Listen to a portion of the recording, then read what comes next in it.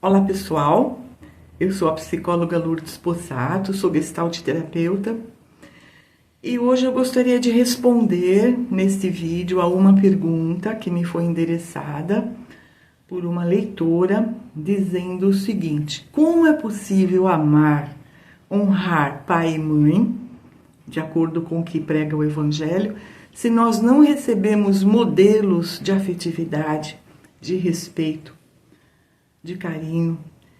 Essa pergunta é muito interessante porque nós precisamos sempre lembrar do nosso núcleo primário. Todos nós nascemos num núcleo primário, nós somos cuidados, seja pelos nossos pais, sejam pelos cuidadores. Alguém cuidou, certo? Por quê? Porque se você pegar uma criança, um bebê, largar, abandonar, ele vai morrer. Tá? O humano é um animal, né, que de repente não tem uma autossubsistência, uma independência tão rápida, vai levar uns anos pelo menos. Bem diferente do animal, né, que tem essa independência. Alguns animais já nascem andando, sabe? Mamam e já saem totalmente livres. Não é o caso do humano. Então nós, como seres humanos, nós nascemos num núcleo. É importante entender, gente, que tudo que a gente ouve, tudo que nós interpretamos nesse núcleo primário, vira uma crença, tá? Vira uma crença, vira um decreto de sobrevivência. Eu já falei isso muitas vezes nos meus vídeos, mas eu vou repetir rapidamente. A criança é como um vaso vazio. Claro que a gente vem para cá com uma proposta encarnatória, mas é justamente por isso que nós esquecemos tudo. Então a gente vem meio que zerado, né, para essa vivência. Quando você chega aqui, que você encarnou, você tá ali às ordens daqueles adultos. A nossa tendência como criança é interpretar que os adultos são super-heróis. Os adultos sabem das coisas, né? Então a criança, como um vaso vazio, vai absorvendo o que é passado para ela, o que é transmitido. Uma coisa mega importante é não culpar os pais, mas sim compreender que eles também nasceram em núcleos primários, familiares, que também introjetaram muitas crenças e muitas conclusões, como nós também o fizemos, tá? E eles deram sim o melhor que eles sabem, porque veja, não existe o criar um filho de propósito de uma maneira ruim, maldosa. Não é bem assim, gente. O que esses episódios, né, de agressividade, de opressão que acontecem na infância, tem sempre uma causa. Às vezes uma depressão pós-parto, às vezes um mecanismo de uma cobrança absurda que essa mulher incorporou. Tipo assim, às vezes a menina tem lá seus 15, 16 anos e de repente ela fica grávida. Ela tá lidando com uma situação já meio esquisita, diferente. Tá? Ela vai ser mãe. E de repente, os pais, não tanto hoje, mas alguns anos atrás era mais imposto isso, né? Que a criança nascesse num lar, num casal. Então a menina tinha que casar, o cara tinha que assumir a paternidade. Então veja, de repente ela é mãe, de repente ela é dona de casa, de repente ela é esposa, com uma série de tarefas e afazeres e papéis. Então aqui entra uma coisa muito importante que nós precisamos entender, que são as crenças que estão no inconsciente coletivo há milhares de anos. Então entra, como mãe eu tenho que, aí vem a listinha de tens que, de papéis. Como esposa eu tenho que. Então veja, uma mãe, uma mulher despreparada que teve um filho, ou dois em seguida, tá? Totalmente despreparada. O que ela vai fazer? Ela vai fazer o melhor que ela pode. Não interessa se é bom, se é ruim, que qualidade que tem essa educação. Ela vai passar aquilo que ela sabe. Idem o pai, idem esse contexto primário. A criança vai absorver de acordo com a natureza dela.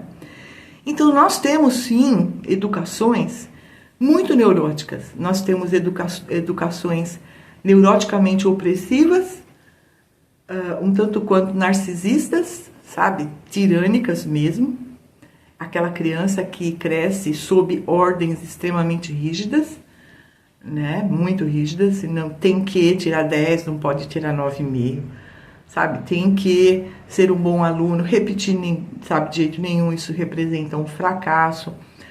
Então, quanto maiores foram as cobranças, as opressões lá atrás, mais a criança cresce, ou com uma certa passividade, sabe? Um nível de obediência grandioso, tenho que atender às expectativas, isso que eu chamo de decreto de sobrevivência.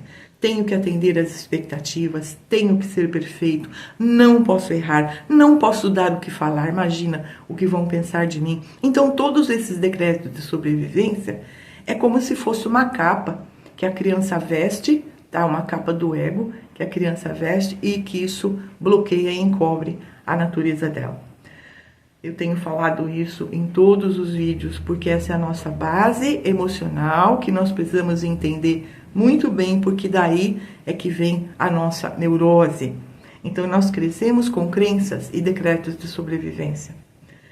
Mas a pergunta aqui no caso foi feita na medida em que eu não recebi afetividade, respeito, e aqui linkando com essa educação opressiva que eu falei, como é que eu vou respeitar pais e mãe, o pai e a mãe, né?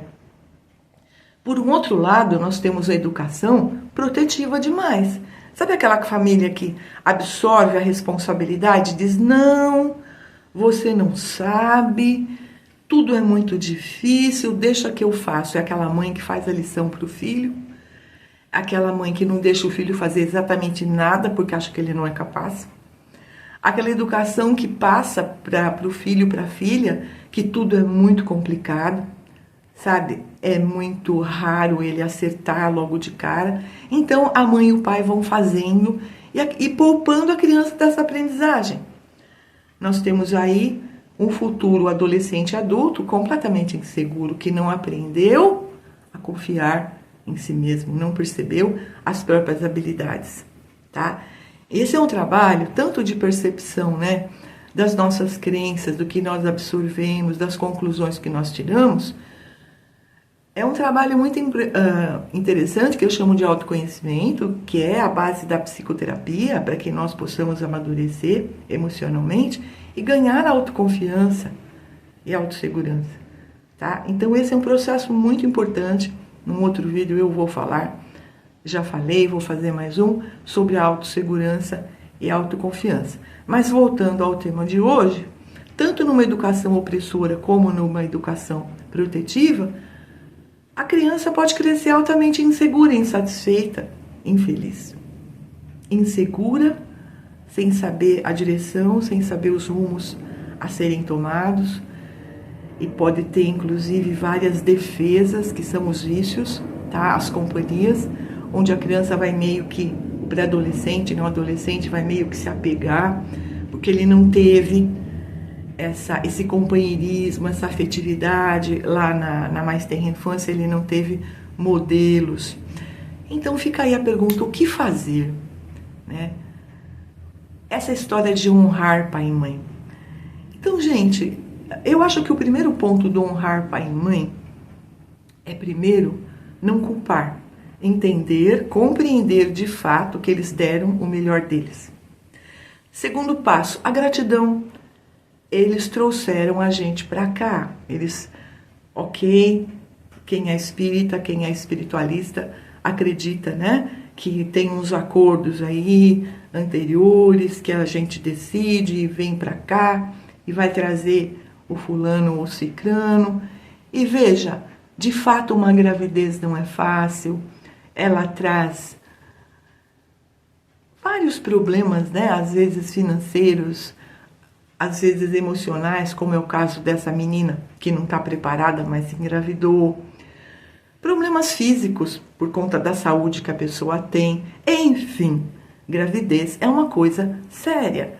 Então veja, quer queira, quer não, a sua mãe passou por isso.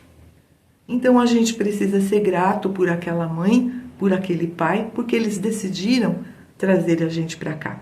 Nós precisamos compreender que eles são humanos, e eles também receberam uma educação, o melhor dos pais deles.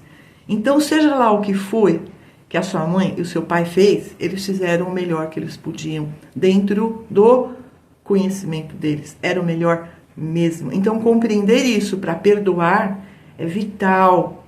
Depois que a gente faz isso, que a gente compreendeu, que a gente agradeceu, que a gente perdoou, nós precisamos olhar para nós mesmos. É o crescimento emocional, tá? É o amadurecimento dessa nossa personalidade de fato, mediante a conexão com a nossa natureza real, verdadeira, sermos capazes de amadurecer para tirar aquela capa que nós vestimos dos decretos de sobrevivência, para sermos mais autênticos, para sermos nós mesmos. Então veja, gente, esse é o nosso trabalho. Então, honrar pai e mãe é isso. É a compreensão, é o perdão, é a gratidão e é não abandonar. Porque se tem uma coisa que eu aprendi muito, tanto dentro do espiritualismo, várias escolas espiritualistas e mentalistas, é que a gente não deve abandonar pai e mãe, porque é a nossa base, de fato, certo? Então a gente precisa fazer o possível para cuidar, dar uma vida digna.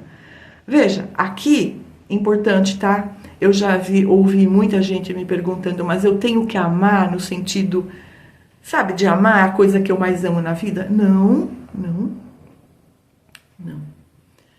Mas você precisa aceitar, respeitar aquela natureza, aquela individualidade, que é a sua mãe, que é o seu pai. Coloque-se no lugar, né? Um dia você vai querer ser abandonado e totalmente ignorado? Não. Então é aquilo que eu entendo que está realmente dentro da grande ética, né? Que o Mestre Jesus falou, e que isso, gente, essa ética está em todas as religiões, tá? Se você for pesquisar, todas as religiões mencionam uma frase mais ou menos assim: não faça para o outro aquilo que você não quer que o outro te faça. Então essa coisa de dignidade, de honradez, sabe, de honestidade. Então vamos separar essa coisa do amar. Às vezes a gente ama muito uma pessoa e da outra a gente não consegue amar daquele jeito. Vamos respeitar o nosso sentir. Há vários níveis, há várias graduações de amor, há várias graduações de não gostar também. Gostar que tolera um pouco, gostar que não tolera nada, o gostar que não... eu gosto, mas eu não quero ficar perto. Ok, vamos respeitar. Então, gente, sem crise, tá? Sem cobrança, sem pressão, confira a sua natureza. E aqui é importante não ir apenas pela raiva, pelo ressentimento, pela mágoa, pelo vitimismo, porque eu não devia ter tido um pai assim, porque minha mãe não devia ter feito aquilo. Para. Eles fizeram aquilo que eles sabiam. Você tem os pais que você precisa e eles têm os filhos que eles precisam. Então tá tudo certo, né? O que a gente precisa é se perguntar: o que eu tenho que aprender? Às vezes a gente tem que aprender a não ser a mãe que eu tive, a não ser o pai que eu tive, certo? Essa é a nossa aprendizagem. Isso faz parte do nosso crescimento moral, emocional, evolutivo. Então reflitam, né? Tem um livro muito interessante meu que fala sobre isso, que é o Relacionamentos Afetivos. Fala muito sobre a relação familiar também, né? A dependência emocional, as crises, sabe, guerras de poder que toda família tem, Então tá aí uma leitura bastante interessante que você pode fazer para tentar se encaixar, né? E sair da neura que todos nós temos, ok? Nós queríamos ter nascido numa família mais equilibrada e perfeitinha, mas não, né? Não é bem assim. E nem nós somos ainda tão equilibrados. Isso é um trabalho individual. Você não faz isso para o outro não faz para você. É só você que pode fazer. Então, gente, tá aí, né? Eu estou à disposição. Gostaria de ouvir os seus comentários positivos, dúvidas, enfim, sugestão para temas. Me acompanhem no Face, no Instagram, tô lá, sabe? Meu e-mail é lourdespossato@uol.com.br. o blog Lourdes Possato Blog, Blogspot. Então, fico à disposição naquilo que eu puder ajudar. Grande abraço e até o próximo vídeo.